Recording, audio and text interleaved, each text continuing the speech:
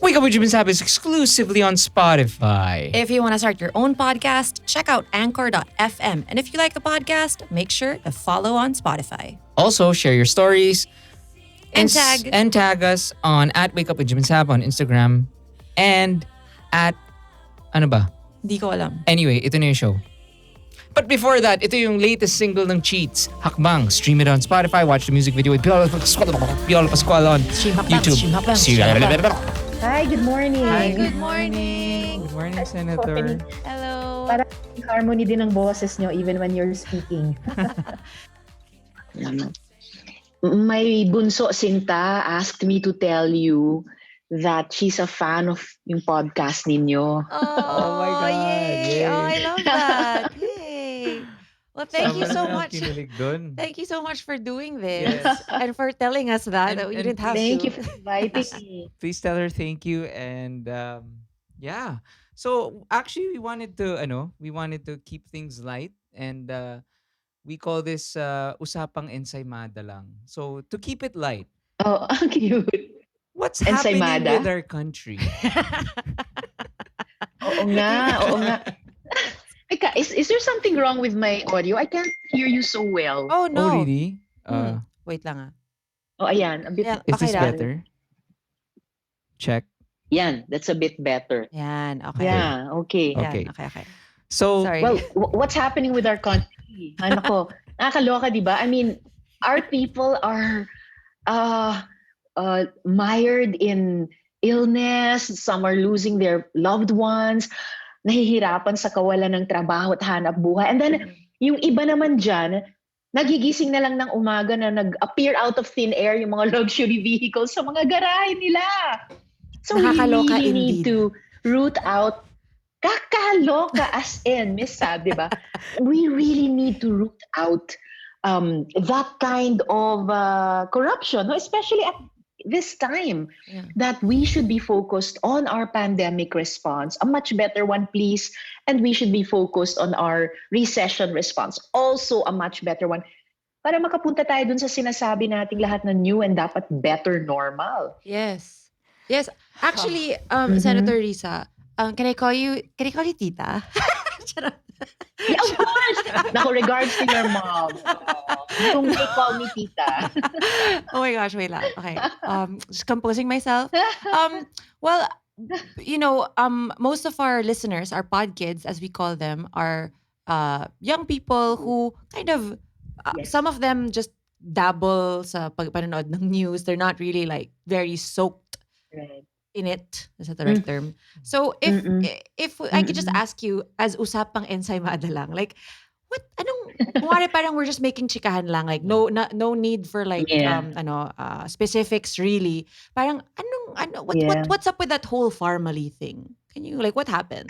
Oh gosh. Yeah, well, since nag-uusapang ensaymada tayo, I feel like bringing out chocolate as well. Pero hindi matamis, ang Hindi. pait Yeah. nitong kwentong Pharmally. Yeah. Kasi it first caught our attention sa Senate dahil sa COA audit report na they said, hey, what happened here? Ang DOH, they transferred 42B, hindi yun barya, of their pandemic funds to PSDBM.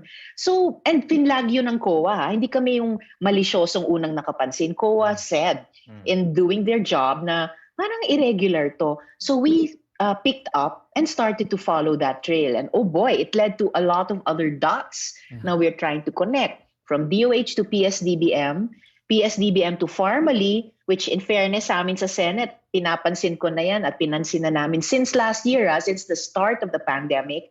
Then from Pharmally, lately to another company, yung Suzhou Construction and Machinery Group na parang parehong hindi nagbabayad ng tamang buwis. Oh, no. And from Pharmally, officials, yung iba na wanted by Taiwanese authorities, may standing warrants of arrest, from Pharmally officials to Mr. Michael Yang. At syempre, dahil si Mr. Yang ay dating economic advisor ni Presidente, to the President. So parang palaki ng palaki itong cast of characters, and all of them put together still are not willing and able to answer our questions about the apparent graft and corruption, the apparent violation of our procurement, anti-graft, and even tax laws. So Which Sorry sa kanila. Yeah. Medyo lumalaki talaga yung kwentong ito. And so, just to yung Pharmally, they were like the biggest Mhm. parang supplier of the face shields that were Yes. mandated, right? Yes, biggest supplier despite being this small, very young, and super undercapitalized company. Pero sila yung pinaboran ng pinakamaraming kontrata, the biggest total amount worth Mm. sa halip na yung mga Pilipinong kumpanya natin, which have a track record, which have the capacity, and hello, mas mura yung ino-offer nilang products.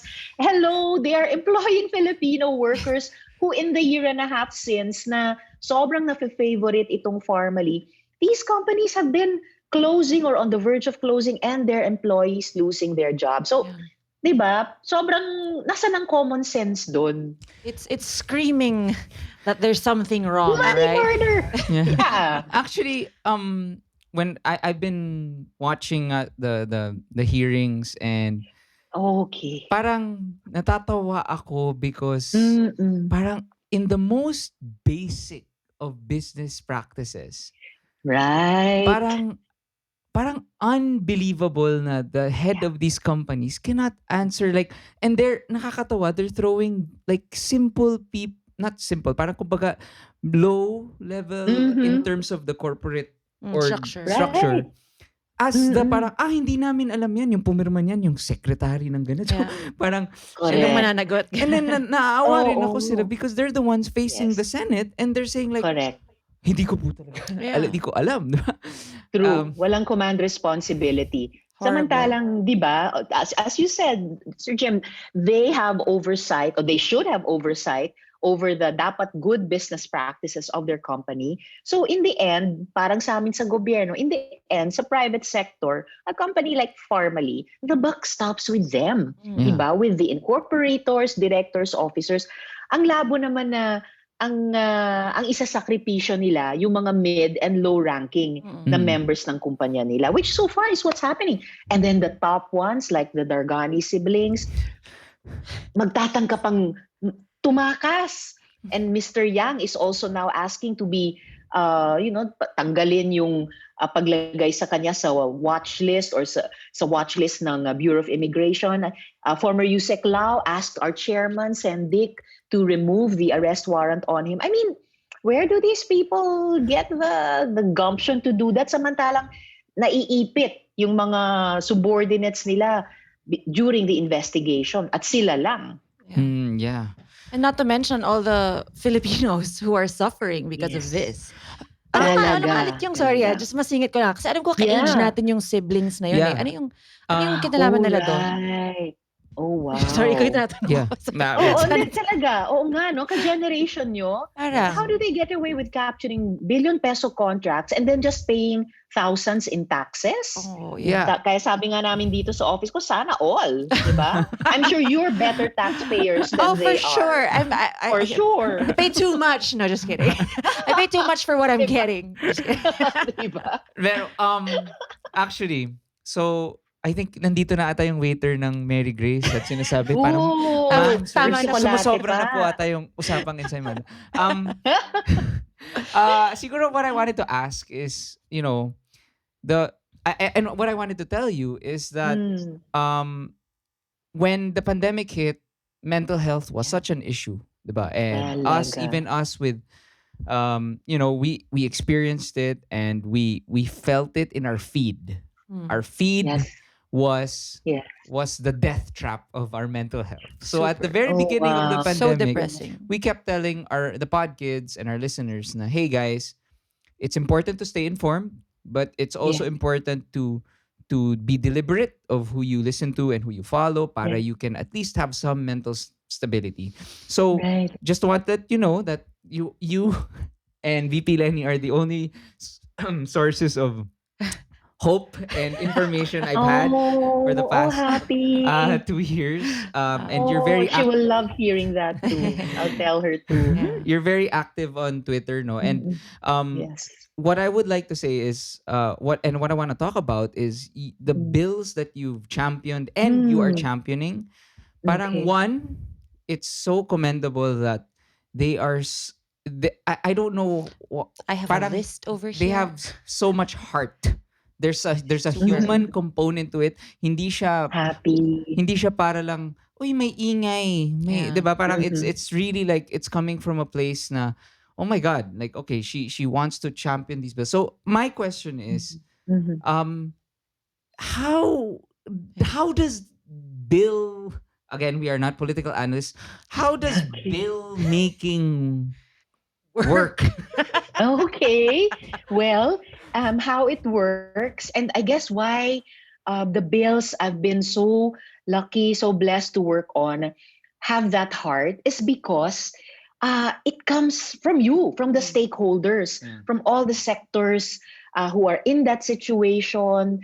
May analysis doon sa problema, tapos may positive, may constructive proposal. I mean, just taking the mental health law, Yeah. ay grabe, it's young people like you in the Youth for Mental Health Coalition, with young people like sina Dr. RJ Nagit, who is also, by the way, the second nominee of our party in the party list, Akabayan. Mm. It's you young people, your generation, kasama malamang yung mga pod kids nyo, Mhm. who've experienced also na, how sad, di ba, yung social media, which originally was one of our happy places, Yes. now needs to be preserved as a safe space. So Mm. isa pang batas natin yan, yung safe spaces law or the bawal Mm. bastos law. Yes. It's young people like you, it's your generation who said, hey, mental health is also a matter of social justice.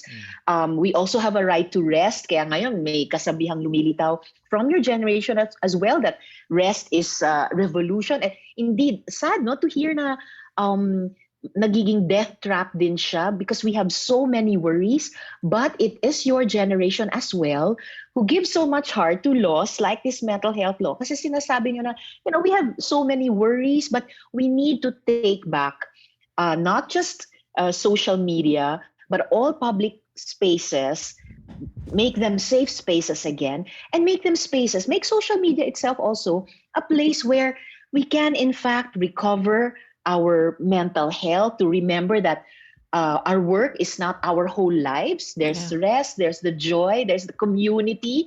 Originally, social media, di ba, was a place to keep in touch with Mm. our friends and our family, even if we're physically separated, kahit pre-pandemic pa lang.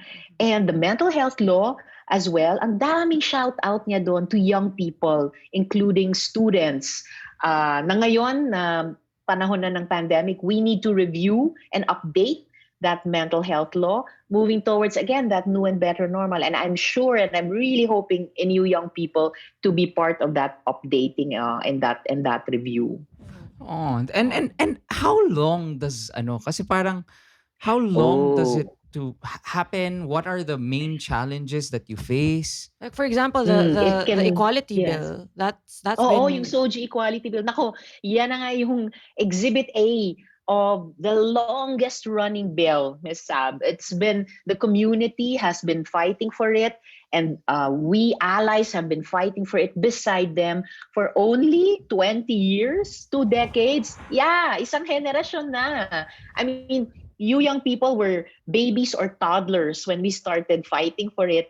And ngayon, well, the challenges are that the opposition to bills like the SOGI Equality Bill represent the conservative parts of our society, our cultures. Pero tingin ko Philippine society has evolved since then, and I baka kami agree. sa Senado yung nahuhuli to faithfully reflect yung sense ng Philippine society. And I think we are ready, we are past ready for a bill like this. And in any case, hindi yan bibitawan ng community, and ako bilang proud ally nila sa Senate, tayong mga allies, we will see this too. I think it's a matter of sooner than later. There are other bills, to go back also to your question, Sir Jim, na they can take a shorter period of time, lalo na kung certified urgent, and Mm. lalo na kung in some happy occasions, nagkakaisa kami, coming from the minority and our colleagues in the Senate from the majority, to push these. And a lot of these are also bills about us women, Sab, Yeah. about children and Mm. families. So there's a whole range there. So for example, like, kasi I can only imagine that, the contestation of a bill is there Yes. is a political and there are Oo. personal motivations. Like yung Soji, like Ay, parang obviously oo. Yung they're mga bigots Catholic, and or whatever ano, or they're so, like whatever. I didn't Unfortunately. mean Catholics are Yeah. bigots, No, but no, pero like for example, those are two different things. something as basic as can you share an example? Let's say, kunwari, you Mhm. sponsored the cheaper and quality medicines law. Who Yes. would say in the Senate na parang wag? Mm. Sino nga bang gagawa nun? Yeah, like how does that Oo happen? nga. And in fairness to the Senate at that time, kasi 13th and 14th Congresses yun, I was still working in the House for Akbayan Party. Pero I felt na yung counterparts namin sa Senate, sina then Sen Mar, also now still Sen Pia, and others, I felt na they were really on our side on this. Interesante yung dynamics namin sa House. And that's what I remember na, nako Sab, yung mga sexist and misogynistic reactions na trivializing my arguments about the then cheaper medicines law as kunyari, yung provision mong iyan parang hair dryer lang yon, as if men don't also use the hair dryer. So he meant, yung colleague ko noon, he meant hair dryer as in something exclusively for women and trivial, so should be minimized. Ay, hindi ko binitawan yung argumentong iyon, yung debateng iyon. And eventually, that provision that he was trying to trivialize, it ended up really in what became the cheaper medicines law. And ang happy lang, from the cheaper medicines law until the reproductive health law, when Yes. in between my work in the House and now in the Senate, hanggang ngayon, yung mga health bills na isinulong ko at isinusulong pa rin with the health reform advocates, like the universal healthcare law, until all the other health bills still pending now, parang nagbubuo siya ng isang thread or isang weave that I capture in these years as healthy buhay at hanap buhay. And nagkataon din, sobrang swak kahit sa ating pandemic at recession response, because we really need to remain healthy in our bodies, in our physical health. Tapos, yung physical health na yon, it also translates to being able to maghanap buhay para sa ating mga mahal sa buhay. So happy lang na despite all the troubles, including because of the sexism present even in legislation, Saab, tuloy-tuloy yung pagsulong nating lahat ng mga health legislation at mga economic legislation ngayon. I can see, Senator, that this is like all of these laws that have been authored and sponsored by you are like not necessarily parang the most, ano ba, yung mga pabida na, Pinaka-sexy. Hindi siya Hindi siya sexy, sexy. hindi siya Di sexy. gagawa kami ng bridge. Oh, hindi siya ganon. Oh. Pero I see that it really comes from talagang like what you said kanina, it's from your experiences in life and parang because you actually really want to make a change, and Yes.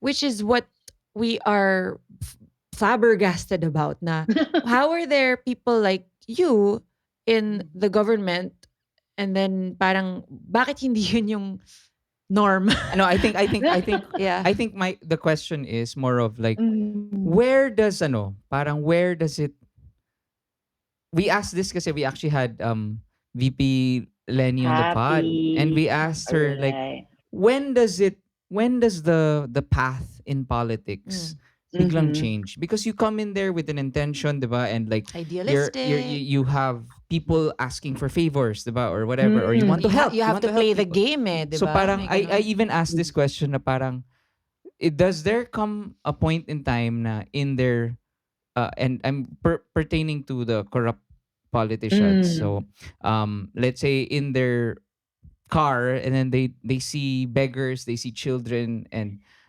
parang na they become Numb? parang they become numb to it, and therefore everything that they do either in the Senate or Congress or whatever, na they wala na yung ganong intent that Sab was talking about, na like you have a personal mission, you want to see it through because you want improvement in the country. Parang I know you can't speak on behalf of other people, but parang based on your observations, how do you think it becomes so distorted? I think kahit sino naman sa amin na nagtatrabaho sa gobyerno, we could arrive at crossroads like that. Tapos equally, pwedeng we'll take the lesser path or we could take a better path when confronted with that kind of a challenge. And palagay ko, hindi lang kami ni VP Lenny o ni Sen Kiko o yung mga kasama namin are aware and are really trying to stay true to our values. I mean, I started also as a young person like you, naging aktivista nung high school as a teenager, nagpatuloy sa college, and when I started working hanggang ngayon, no, habang nagtatrabaho sa Senado. And I believe na kahit yung mga kasama kong ibang politiko who took a different path in their early life, lahat kami, yes, we could face that challenge of corrupting our values. Pwede rin kaming each and every time, piliin pa rin to stay true to them.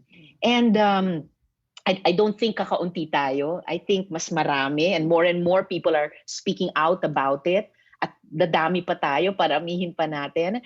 I guess my first circle, my first community is my family, my kids. I'm a solo mom of 4. Yes. And sila talaga yung maya't maya magpapaalala sa akin or magtatanong, hey ma, tama ba yan? I'm happy to say, yung bunso ko, yung fan ninyo, si Sita, one time she said, you know, ma, my friends pre-pandemic, no, came to visit and they said, you live here? Kasi we still live in the same house that my late husband and I built when she was about to be born 19 years ago. So at least yung ganung mga original values ko as an activist, sinasabi namin kasi na simple living, hard struggle. Yes. And super totoo din yun sa mga solo parents. So simpleng pamumuhay, puspusang pagtrabaho. I think my family and I are, and tayo, mga kindred spirits, mga fellow travelers, we still try to remain true to that. So that's on the personal level. On the systemic level, ayun, kaya kailangan magpursige pa rin tayo to pass the laws that reform our system that will exert also the external discipline upon us. Kaming nagtatrabaho sa gobyerno, yung mga colleagues natin sa private sector where they have their own integrity and corruption challenges as well, and everybody else in our society. So, ano siya, collective struggle talaga. Pero kaya natin yan, di ba? Kaya natin maglinis. I cannot believe, Senator Risa, that you have been a solo mom for how many years? More than a decade and More a than a half na sa, decade. mga 16 years na. And Yeah. a mom of 4, and then you're doing all of this good work to progress the Philippines. Trying. And how do you balance the motherhood, the parenting? Kasi ang hirap eh. We talked to the Robredo sisters, and they did say na Yes. parang a selfish part of them was like, no, I don't want to give mama back sa government. Parang ayoko na, amin na muna siya. But then they saw na this could really bring change, diba? So they understood, they gave way. How do you explain that to your kids? Nag-uusap kami ever since. Well, my late husband and I, we decided when they were born na hindi pa uso nun yung term na positive discipline eh. But we decided na we wouldn't use corporal punishment. So mula nung baby sila, pre-verbal, kinakausap namin.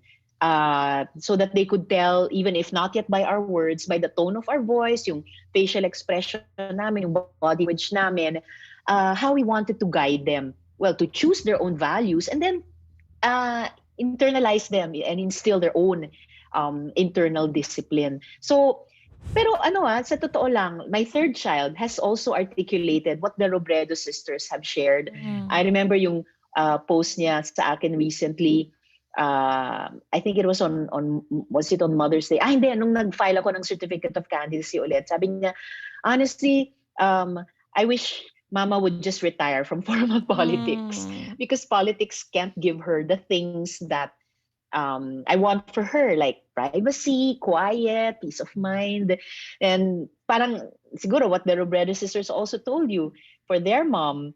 And sabi nung anak ko, pero ewan ko ba, si Mama believes yata in something like world peace or I don't know what. Sabi niya, I don't know what. But because she believes in them, ayan, I'm in her corner. Sabi niya, Ma, we're all in your corner. So siguro in the same way na as a mom, and I'm sure your mom also has lived this way with you, in the same way na as a mama, gusto ko na yung mga kids ko will follow their bliss. Grabe, yung generosity din nila sa akin, they also reciprocate that. Parang Mm. they support me in following my bliss, which is to be a lifelong activist. So, ganon. I mean, it sounds easy. Kayo rin, with your parents, it's a process of lifelong negotiation. Pero I am so grateful to my kids. Parang hindi sila bumibitaw sa ganong klaseng conversation with me. Wow. Aww. So that's I think one, we are guaranteeing the your win. We will do We're everything claiming it. Oh, possible, and we are wow! claiming it. Um, Oh my God! because if not, Maraming salamat. hindi na namin alam anong gagawin namin. Pero so I wanted to ask. Wait ako, meron akong okay lang. Meron akong isang, Mhm. may singit lang akong question. So Okay.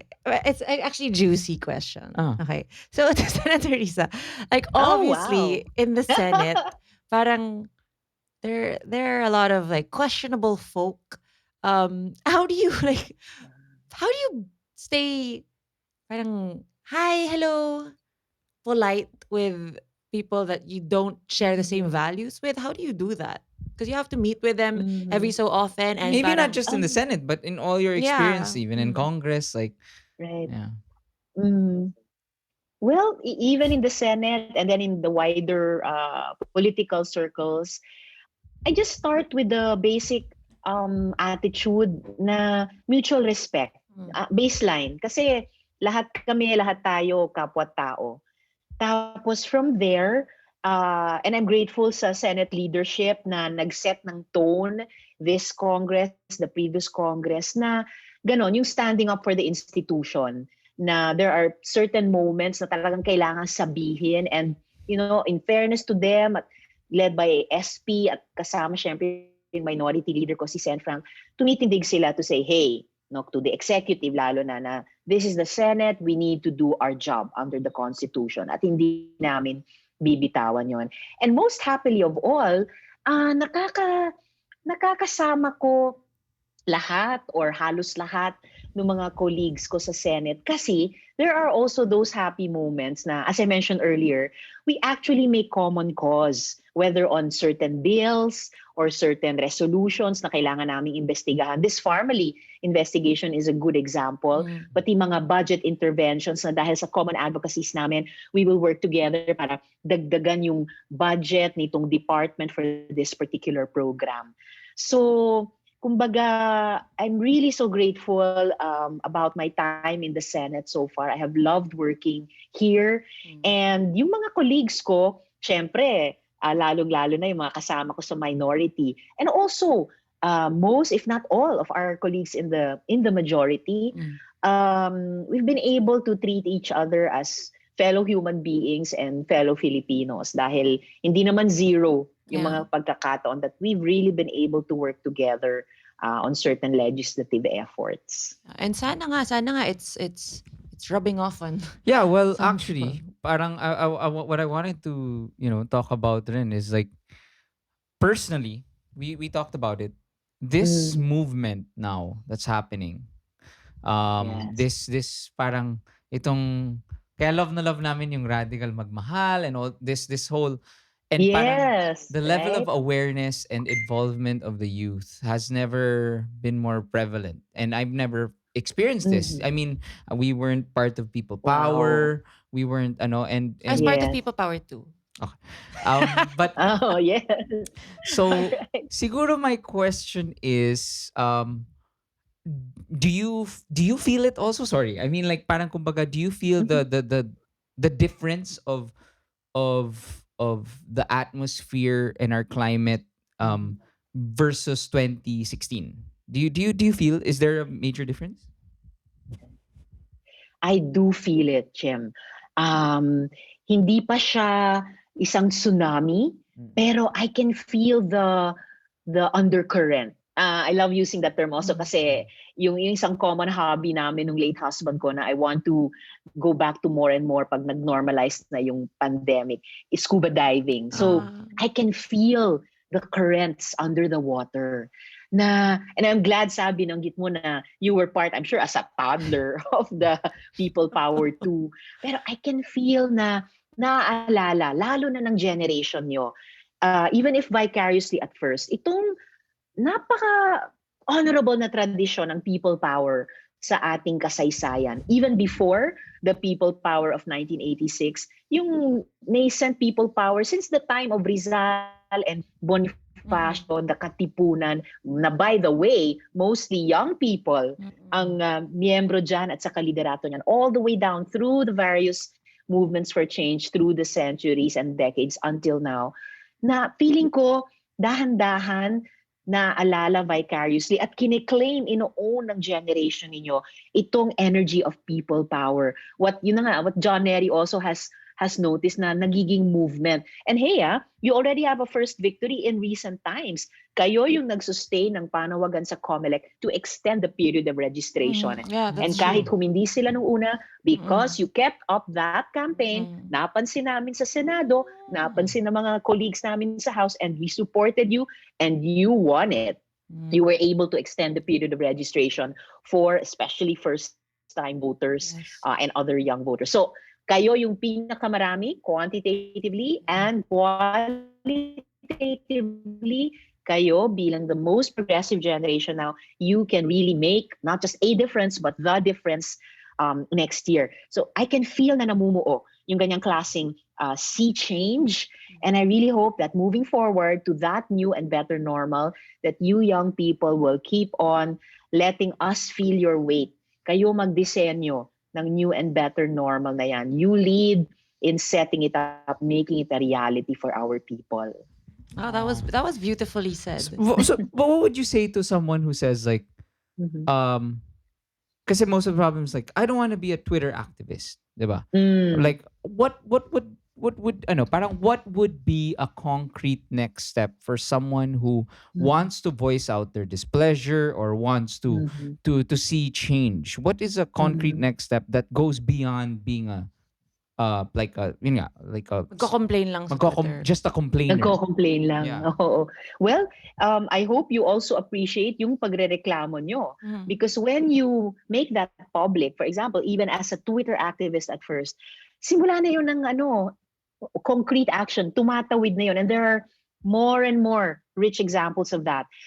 Twitter was the first platform where later on the Arab Spring emerged, where the Occupy movement emerged, Yeah. where the Me Too movement Yes. emerged, diba? Yeah. And ngayon, sa Twitter at sa ibang social media platforms, nagsimula yung mga community pantries Yes. that mostly you young people, Patricia Non, and many of you started and have sustained Yes. until this time. So para sa akin, I never knock social media platforms. They're a virtual space, but in the same way na harassment, sexism, and misogyny online and does translate into actual sexual violence. Kaya Yes. nandun yung ating safe spaces o bawal bastos law.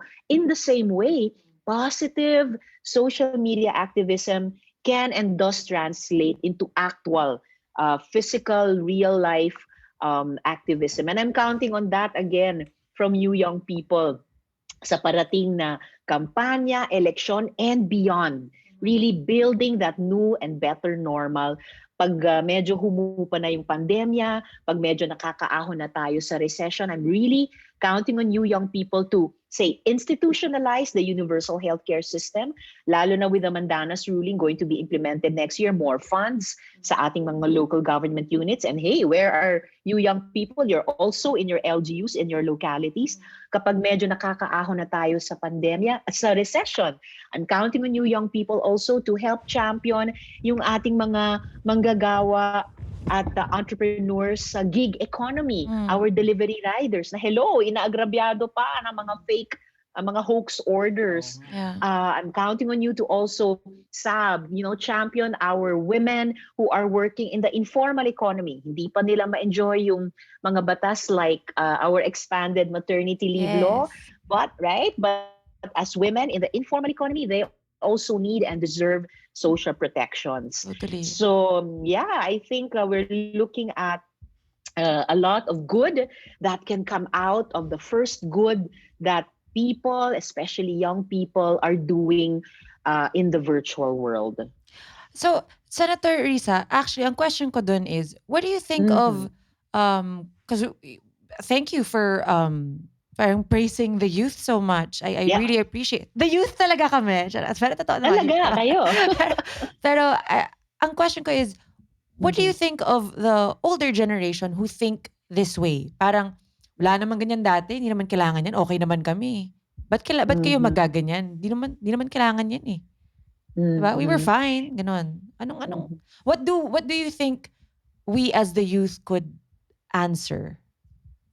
Well, you could answer to us and to the older generations pa na, hey, di ba, kayo nga yung at some time in the past, nagkuwento sa amin in our homes and families, sa mga schools natin, ninyo, sa mga workplaces natin at ninyo, yung tungkol sa mga mapapait na nakaraan sa ating kasaysayan, yung martial law dictatorship, na totoo yun.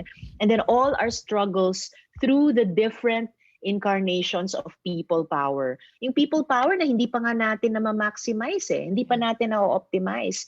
People power, di ba? It was first a political revolution, pero kailangan pa nating palawakin to even broader political and electoral reforms. At kailangan pa nating palalimin yung people power to the economic layers, to the socio-cultural layers. Eh kami rin namang older generations ang nagkwento sa inyong younger ones maya't maya. If some of us are forgetting that or denying that, kung kami ay naniniwala or nag-enable na ng historical revisionism, oh my God, please remind us. Don't believe us in those moments when we speak that way. Paalalahanan nyo kami. Because, hindi lang naman ito limitadong hindi naman ito challenge na limitado sa ating mga Pinoy. Peoples aside from us, say the Germans, hello, in-institutionalize na nga nila yung pagtuturo tungkol sa dark Nazi Yes. past nila in their educational system. Something we still have to do. But each of us as a people, we have to do that hard work. Go through that remembering and processing that trauma para we heed the warning of Santayana. No? We don't forget our past so that we won't be condemned to repeating it. No, kahit sa trauma counseling, 'di ba, sinasabi na whether in our personal traumas, and we each have that, at sa collective traumas natin, like as a people, there's no way past it but through it. Parang bumabalik din sa pinag-uusapan natin sa mental health. So may mental health din pala as a people. Hindi tayo, we won't heal unless we acknowledge the sins and crimes of the past. We won't have peace unless we make amends for them. No? So we have to acknowledge, we have to apologize, not deny, but apologize, not revise, but acknowledge. And then we have to atone, we have to make amends so that we can move forward. Yes. So there's no way past it, but through it. If we want peace, we have to do the justice. We have to make things fair para sama-sama we can move towards, even towards that new and better normal. Wow. I have a final question kasi ano daw, lumalamig na daw yung ensaymada. Yung tsokolate. Yes, yung tsokolate, Ensaymada. lumalamig na rin.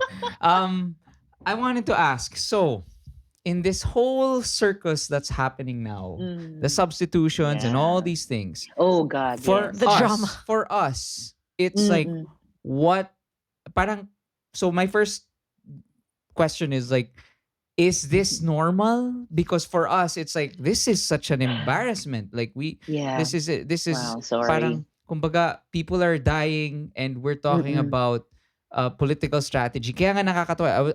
I just did a post, like, I wanted to show like the stark contrast of VP Lenny's Lugaw truck that they did Yes, versus right. parang the announcement that the coalition of GMA, Duterte, Marcos is now joined by ERAP.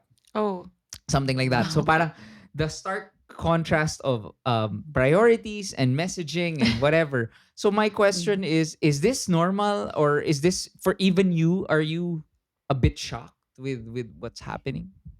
It was really a sorry spectacle, and I apologize to your generation for it na we should never again have spectacles like that tulad nung palapit na sa deadline for substitution. Kaya winelcome ko yung bill na hinain ng ibang mga kasama ko sa Senate from the majority at that to really review and amend, even repeal that part of the substitution provision. Hindi na dapat maiwan sa aming mga politiko o sa mga partido namin yung voluntary substitution. It should, I believe, become more or even completely involuntary just in the hands of the COMELEC kapag knock on wood may namatay na kandidato or otherwise na disabled from running, saka lang siya pwedeng i-substitute under strict rules in our omnibus election code. Kasi hindi talaga dapat maging kahiya-hiya yung public conduct namin at ng mga partido namin.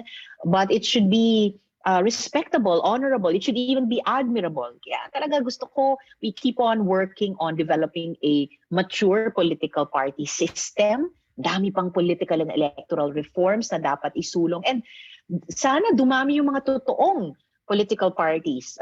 Like, modesty aside, Akbayan Party. Yes. More political parties na talagang may track record na iuulat sa inyong mga mamamayan at botante tuwing eleksyon, mga partido na talagang may platform of governance who really stand for an ideology or philosophy of parts of the population. Yeah. So mas ganon, no? Mas yung kagalang-galang at hindi nakakahiya. Please. Tama na yung mga mema party list.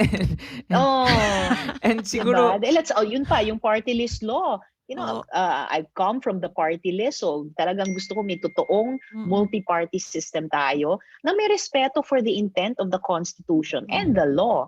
No, let's have the real party list parties there. And siguro yung the last super duper last, sorry.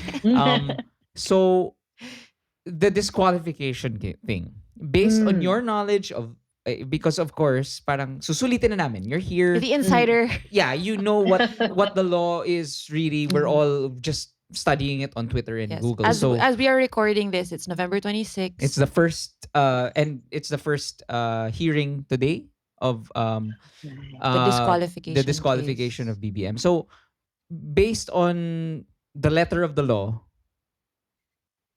ano na? Why do you think there was even a case? What happened? I think what happened, and yun na nga, based on what the law intends, nagsalita kasi yung Supreme Court. So yun, usually ang jurisprudence, sasabihin ng mga abogado, they say na that forms part of the law of the land. So nagsalita yung Supreme Court, and ang rich na ng mga legal discussions ng ating mga abogado in our society. And in the end, and some of them are also reminding us, in the end, ang magla-last touch dyan, yung COMELEC. Kasi siya yung kailangan kumilos or hindi kumilos in timely or not timely fashion sa isang ruling ng Korte Suprema. And at the very, as in super duper end, ang last touch dyan ay talagang ating mga mamamayan, ating mga botante. Okay. And that's also why I feel there's super high stakes sa eleksyong ito and for what it will promise or threaten for the years after this election.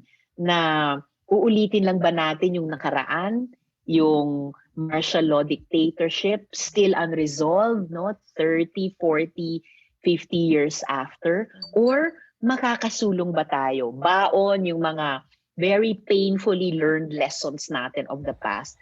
Will we really be able to step forward? Sabi ni Arundhati Roy, one of my beloved authors, na the pandemic is a portal. Sabi niya, are we gonna drag our heavy carcasses of the past across that portal? Or do we travel light with our precious lessons from the past? Do we step across that threshold into a new and truly better normal? Na healing the pandemic, emerging from the recession, learning our lessons about democracy, about people power, really for a new and better normal. So, yun yung bahagi ng super high stakes sa eleksyong ito. So, it's not just about a ruling of the Supreme Court. It's not just about what the COMELEC may or may not do. It's really about ano yung pangarap And dreams are meant to be realized, di ba? Ano yung pangarap ng ating mga ng ating sambayanan? Ano yung pangarap ng ating mga botante? That's what we will shade on our ballot actually. Yung shape ng dream natin for not just 2022 but all the years beyond. Yeah. Pero, sorry, hot question lang. Based on law, should he be disqualified? It's possible that that's the action that the COMELEC will take based on the ruling of the Supreme Court and based on the law. It is very possible. Looking forward. Thank you. Thank you so much, Senator. Thank you so much for answering also the hard questions. Thank you. I've loved this conversation with you over virtual ensaymada and chocolate. Thank you.